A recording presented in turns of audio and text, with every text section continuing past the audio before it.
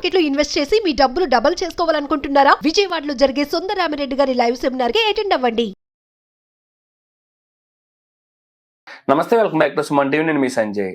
ఈ రోజు మనతో పాటు ఉన్నారు కేంద్రీయ విద్యాలయ టీచర్ గా 33 సంవత్సరాలు సుదీర్ఘ సేవలు అందించిన ఎల్ కృష్ణకుమార్ గారు మనతో పాటు ఉన్నారు. మ్యామ్తో మాట్లాడి కొన్ని విషయాలు తెలుసుకుందాం. నమస్తే అండి. నమస్తే సంజయ్ గారు. మ్యామ్, ఇప్పుడు బయట సమాజంలో చూసుకుంటే నైతిక విలువలని లోపించినాయి, అసలు కనుమరుగైపోయినాయని చెప్పచ్చు. అసలు ఎందుకు ఇలా జరుగుతుంది? పెద్దల్లో కానీ పిల్లల్లో కానీ ఈ నైతిక విలువలు లోపించడానికి గల కారణాలు ఏంటంటారు? యాక్చువల్గా ఏంటంటే ఈ నైతిక విలువలు వినడానికి పెద్ద వర్డ్ గా కనిపిస్తుంది. అదేమీ కాదు. నైతిక విలువలు అంటే మంచి అలవాట్లుగా మనం చెప్పుకోవచ్చు. అవును, పిల్లలందరూ మంచివాళ్ళు నా ఉద్దేశంలో. చిన్నప్పటి నుంచి ఇంట్లో 2 ఏళ్ల దగ్గర నుంచి వాళ్ళకి మాటలు రావడం దగ్గర నుంచి మంచి చెడు చెప్పగలిగితే స్లోగా వాళ్ళలో ఈ నైతికత అనేది పెరుగుతుంది. ఇంకోటి ఏంటంటే ఇంటికి వచ్చిన పెద్దవాళ్ళకి ఇదివరకు రోజుల్లో మా చిన్నతనాల్లో రాగానే పలకరించి కాళ్ళకి దండం పెట్టించేవాళ్ళు. కాళ్ళకి దండం పెట్టిస్తే ఆటోమేటిక్ గా పెద్దవాళ్ళు వీళ్ళకి ఆశీర్వదిస్తారు మనసులో. పిల్లలకి ఎంత లాభం చెప్పండి.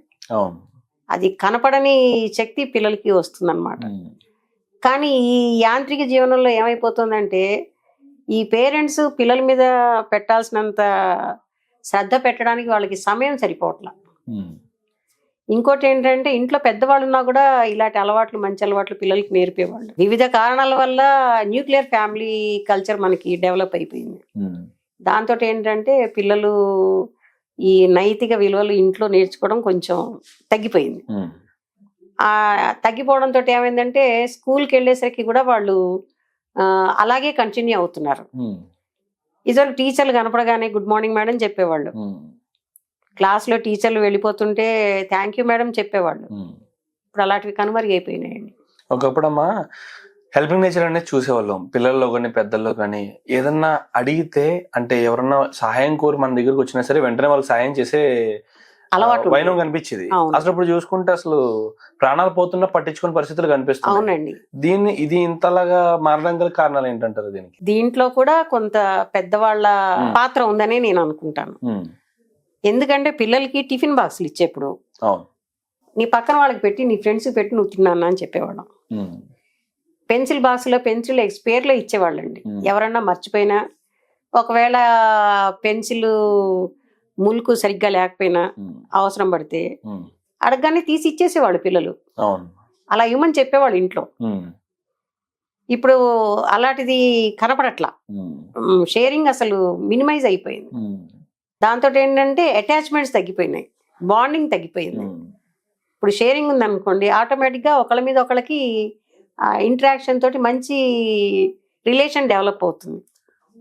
గివ్ అండ్ టేక్ పాలసీ అన్నమాట.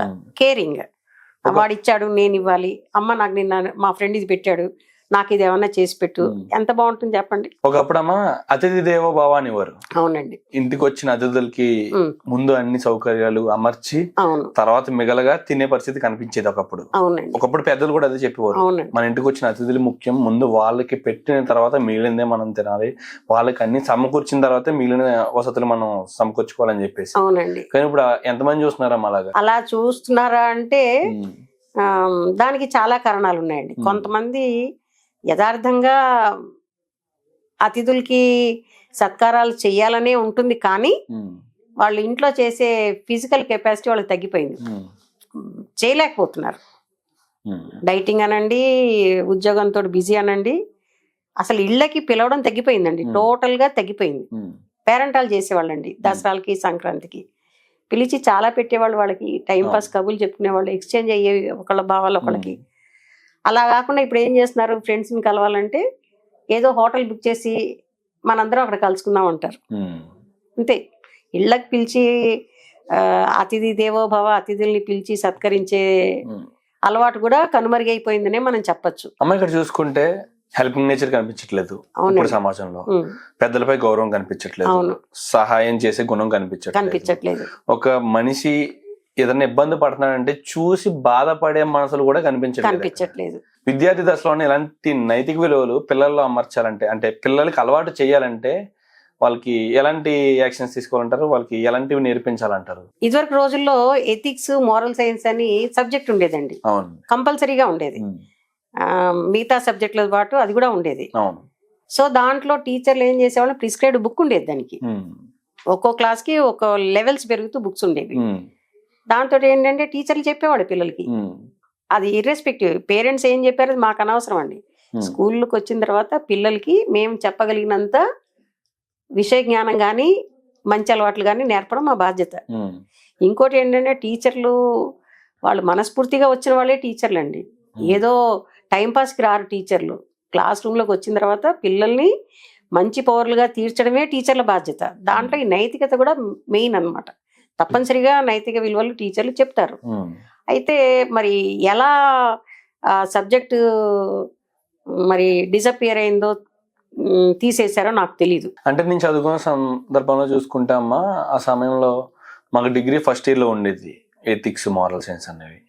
స్కూల్ టైంలోనే ఆ సబ్జెక్ట్ లేదు, డిగ్రీలోనే లేదు, ఇంటర్లోనే కూడా కనిపించట్లేదు. అది ఒకవేళ అలాంటి విలువలు మనమే సబ్జెక్ట్ లేకపోయినా ఒక టీచర్ స్థాయిలోనో లేకపోతే ఒక తల్లిదండ్రులు స్థానంలో ఉన్న వ్యక్తులు నేర్పించాలంటే ఎలాంటివి నేర్పించాలంటారు చిన్నప్పటి నుంచి? చాలా ఇది కూడా మంచి పాయింట్ అడిగారు మీరు. దీనికి ఏంటంటే మోరల్ స్టోరీ బుక్స్ ఉంటాయండి, చిన్న చిన్నవి పిక్టోరియల్ బుక్స్ అంటారు. బొమ్మలతో కూడిన స్టోరీస్ ఉంటాయి. పిల్లలకి కథలు వినడం చాలా ఇష్టం, చాలా ఇష్టపడతారు వాళ్ళు. కానీ చదవాలంటే కొంచెం బద్దకిస్తారు. ఎవరైనా చెప్తే మాత్రం వింటారు. దానికి ఏం చేయాలంటే విద్యార్థి దశలో కాంపిటీషన్స్ పెట్టాలండి. చిన్న చిన్న 4-5 లైన్లతో కూడా స్టోరీ బుక్స్ ఉంటాయి ఫస్ట్ క్లాస్ వాళ్ళకి. అది చదివిపించి క్లాస్ రూమ్ లో అభ్యాసం చేయించి నెలకోసారి కాంపిటీషన్ పెట్టారనుకోండి, అది వాళ్ళ మైండ్ లో పడిపోతుంది. టీచర్ చదవాలి, నైతిక విలువ దాంట్లో మోరల్ ఏముందో చెప్పాలి, పిల్లలతో చదివిపించాలి, కాంపిటీషన్ పెట్టాలి. అప్పుడు వాళ్ళల్లో స్లోగా క్రమంగా ఈ నైతిక విలువలు అనేవి డెవలప్ అవుతాయి. అనమ్మా, ఇక్కడ టీచర్లు ఎలాంటివి నేర్పించాలి, మంచి మంచి పద్ధతులు కానీ అలవాట్లు కానీ అన్నారు. కానీ ఇప్పుడున్న ధోరణి ఎలా కనిపిస్తుంది అంటే టీచర్లనే కొడుతున్న పిల్లల్ని గమనిస్తున్నాము. టీచర్లపై దాడులు చేస్తున్నారు. అవునండి. అసలు టీచర్ల పైన ఎలాంటి దాడులు చేయడానికి గల కారణాలు పిల్లల్లో ఫాల్ట్ ఉందంటారా, తల్లిదండ్రుల్లో ఫాల్ట్ ఉందంటారా, లేకపోతే అక్కడ టీచర్స్ ప్రవర్తనలో ఏమన్నా ప్రాబ్లమ్స్ ఉన్నాయంటారా? 99% ఆఫ్ ద టీచర్స్ లో తప్పుండదండి, తప్పుండదు. దీనికి కారణం ఇలా పిల్లలు చేయడానికి కారణం ఏంటంటే భయం లేకపోవడం అండి. ఏంటంటే పేరెంట్స్ సపోర్ట్. ఈ రూల్స్ కూడా ఏంటంటే కార్పొరల్ పనిష్మెంట్ అవి ఇవ్వద్దంటారు. ఏ టీచరు కావాలని పిల్లల్ని నెత్తులు కాలేలాగా కొట్టరు. అది పొరపాటున ఏమన్నా అవుతుందేమో కానీ అలా అవదు. దీనికి ఉదాహరణ నేను చెప్తానండి. ఇది నేను విన్నది, నాకు బాగా తెలిసిన ఒక ఉపాధ్యాయుడు 10th క్లాస్ లో ఫిజిక్స్ బోధిస్తున్నాడండి. బోర్డు వైపు తిరిగి రాస్తున్నాడు ఆయన ఏదో సూత్రాలు. రాస్తుంటే ఒక పిల్లవాడు, ఒక 10th క్లాస్ స్టూడెంట్ ఆకతాయిగా చాక్ పీస్ విసిరేశాడు ఆ టీచర్ మీద. ఆయన అనుకున్నారు ఏదో పొరపాటున ఏదో పడింది అనుకున్నారు. ఇలా వెనక్కి తిరిగి చూసుకున్నారు. ఆయన ఏమీ ఆ విసిరేసిన వాళ్ళని గురించి ఎంక్వైరీ చేయలేదు, అడగలేదు. ఆయన తన పిల్లలకి టీచ్ చేస్తూ మళ్ళీ రాస్తున్నాడు, కంటిన్యూ చేస్తున్నాడు తన వర్క్. రెండోసారి కూడా సేమ్ పిల్లవాడు మళ్ళీ చాక్ పీస్ విసిరేశాడు. ఎవరు రాయలు విసిరేసిందని ఆయన క్లాస్ వైపు చూస్తే పిల్లలందరూ నవ్వి తల ఉంచుకున్నారు. అలా చేయకూడదు మీరు అని చెప్పేసి మళ్ళీ ఆయన బోర్డు మీద రాస్తే మూడోసారి కూడా పిల్లవాడు కొట్టాడు ఆకతాయితనంగా. ఇలాంటి సందర్భాల్లో మరి టీచర్లకు కూడా ఒక సహనం అనేది ఉంటుంది కదా. ఒకటి పిల్లవాడు చేసింది తప్పు, రెండోది ఫ్లో ఆఫ్ టీచింగ్ ఆగిపోతుంది. ఆ టీచర్లు కంటిన్యూషన్ ఉంటుంది వాళ్ళ మైండ్లో, అలా ఫ్లో వచ్చేస్తుంది టీచింగ్. అక్కడ బ్రేక్ పడిపోయింది. అప్పుడు ఆ టీచర్ వెళ్ళి ఆ పిల్లవాడిని వీటి మీద ఒకటి వేసాడు. ఏంట్రా నువ్వు చేసే తప్పు, ఇప్పుడు ఇంతమందిని ఈ టైం వేస్ట్ చేసావని. మీరు చెప్పండి దీంట్లో. అంటే మాకు కనిపిస్తుంది అక్కడ క్లియర్ కట్ గానే పిల్లవాడు ఆకతాయితనం కనిపిస్తుంది, తల్లిదండ్రుల నిర్లక్ష్యం పెంపకంలో. ఈ మ్యాటరు ఆ పిల్లవాడు ఇంటికి వెళ్ళి చెప్పడం జరిగింది. చెప్పడం జరిగిన తర్వాత వాళ్ళ మదరు చాలా సీరియస్ అయిపోయి స్కూల్కి వచ్చి కాస్త గందరగోళం చేసి హయ్యర్ అప్స్ కి కంప్లైంట్ చేసి ఇవన్నీ ఇబ్బంది పెట్టింది.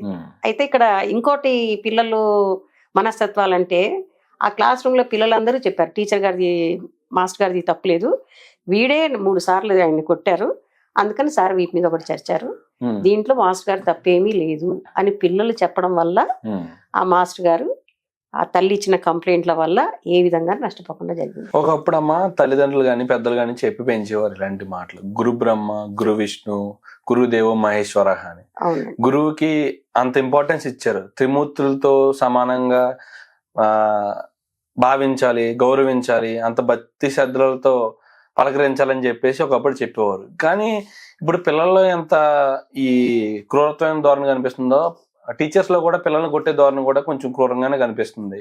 ఇలా ఎన్నో రకాల కేసులు కూడా నమోదని ఎన్నో రకాల న్యూస్లో కూడా చూసాం. పిల్లల్ని కొట్టి హింసించి చిత్రహింసలు పెడుతున్నారు అని చెప్పేసి రకరకాలుగా. అసలు టీచర్స్ లో కూడా ఎలాంటి ఫాల్ట్ లేదంటారా? ఇదంతా అంటే ఏ సైడ్ నుంచి చూడొచ్చు అంటారు అసలు ఇది? టీచర్లలో ఫాల్ట్ లేదు అనడానికి కూడా లేదండి. 100కి ఒకళ్ళో ఇద్దరో అలా తొందరపాటు ప్రవర్తనతో ఉంటారు. కాకపోతే తప్పే, అలా ఎవరు చేసినా తప్పే, ఉపాధ్యాయులు చేసినా తప్పే. క్లాస్ రూమ్ లోకి వెళ్ళే పిల్లలు సొంత పిల్లల్లాగానే ఫీల్ అవ్వాలి. ఇప్పుడు మన ఇంట్లో పిల్లలు తప్పు చేస్తారండి, ఓపికగా వాళ్ళని కరెక్ట్ చేస్తాం. కానీ పిల్లలు టీచర్స్ మీద దాడి చేయడమే ఎక్కువగా ఉంది ఈ రోజుల్లో. 100కి ఒకళ్ళో ఇద్దరు టీచర్లు దండ కార్పొరేట్ పనిష్మెంట్ ఇచ్చిన వాళ్ళు ఉన్నారు, వాళ్ళ మీద సీరియస్ యాక్షన్లు తీసుకుంటున్నారు. మరి అదే పిల్లలు చేస్తుంటే పిల్లలు టీచర్లను గౌరవించాల్సిన టీచర్ల మీద దాడి చేయడం అన్నది చాలా అది బాధాకరమైన విషయం. ఈ మధ్యలో టీచర్ని చంపేశాడు, క్లాస్ రూమ్ లో కాపీ చేస్తుంటే పట్టుకున్నాడని కత్తితోటి పొడిచేశాడు. వాడు కత్తి ఎందుకు తీసుకురావాలండి క్లాస్ రూమ్ కి? జేబులో కత్తి పెట్టుకుని ప్రీ ప్లాన్డ్, ఎవరైనా నాకు అడ్డొస్తే చంపేస్తా, తర్వాత కొంచెం పలుకుబడి ఉన్న పేరెంట్స్ అనుకుంటారు, నా పేరెంట్స్ బయటికి తీసుకొస్తారు. మరి ఇది కొంచెం పెద్దవాళ్ళ కష్టమైనా కూడా నేను చెప్పదలుచుకున్నాను ఏంటంటే, టీచర్స్కి అది తల్లిదండ్రులు సహకరిస్తే మటుకు ఈ నైతిక విలువల్ని మనం పెంచచ్చండి. పిల్లల్లో నైతిక విలువలు అంటే వాళ్ళే రేపు పెద్దవాళ్ళు అవుతారు, సమాజం బాగుంటుంది. ఇంటి నుంచి, పేరెంట్స్ నుంచి, టీచర్స్ నుంచి ఈ నైతిక విలువలు మనం పెంచుకోవచ్చు. ఇంట్లో నుంచి తల్లిదండ్రులు, పేరెంట్స్, తల్లిదండ్రులు, టీచర్స్ ఇద్దరు కోఆర్డినేషన్ బాగా ఉంటే, అండర్స్టాండింగ్ ఉంటే, నైతిక విలువలు మనం చిన్నతనం నుంచి పిల్లల్లో డెవలప్ చేసి వాళ్ళని మంచి పౌరులుగా మనం తయారు చేసే అవకాశం ఉంటుంది. అబ్సల్యూట్లీ అమ్మా, థ్యాంక్ యూ అమ్మా, thank you very much. And ఇలాంటి నైతిక విలువల గురించి, పెద్దలను ఎలా గౌరవించాలి, పిల్లల్ని పెంచే విధానాల గురించి, అసలు పిల్లల్లో ఎలాంటి లక్షణాలు అలవర్చుకోవాలి, ఎలాంటి మంచి పద్ధతులు అలవర్చుకోవాలి అనే విషయాలపై మరిన్ని వీడియోలో మాట్లాడుకుందాం అమ్మా. Thank you very much. నమస్తే అండి.